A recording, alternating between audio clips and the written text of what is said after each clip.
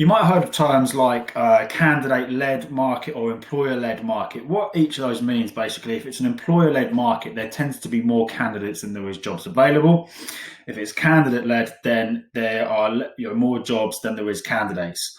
If you're looking at our sector, if you look at things like any of these sort of IT and digital skills coaches and trainers, project management, business analysts, leadership, all of those are what I call talent short, candidate-led markets within this within FE, because historically it's been very difficult to recruit for. If you're lucky, there's one or two who are readily available, but you're often having to take them from other employers. At the moment, that's kind of flipped its on its head over the course of 2020. Obvious reasons, the C word. At the moment, it's very much overall an employer-led market, but there's still, even those talent short markets are still sort of 50-50. But what we're finding, for example, you might have a few digital coaches that you're hiring for, and instead of only having one or two available, there's now 5 or 6. It is now when you've got that luxury to really look after that your talent pool. Of course, you're not going to hire all 6. You might not ever hire all 6.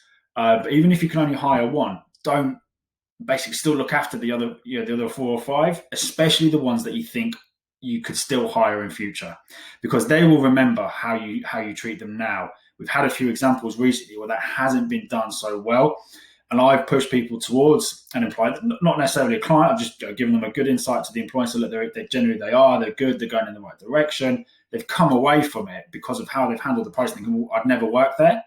So don't shoot yourself in the foot. In 6 months' time, go throughout 2021, this market, I think, will completely flip. And for the most part, they'll be very candidate driven again. Cyber, data, digital, IT solutions, leadership, project management, all of those really sort of high-end ticket training courses where you need the trainers for and skills coaches, they're going to be very much candidate-led again. So just have an eye on the future. Look after them. Be open and honest with them. If you can't hire them now, be open and honest. They might be upset, but they'll get over it and they'll remember how you treated them. So when you come to hire again in March, May, June, July, whenever in 2021, if you go knocking on their door again, they'll still be willing to engage.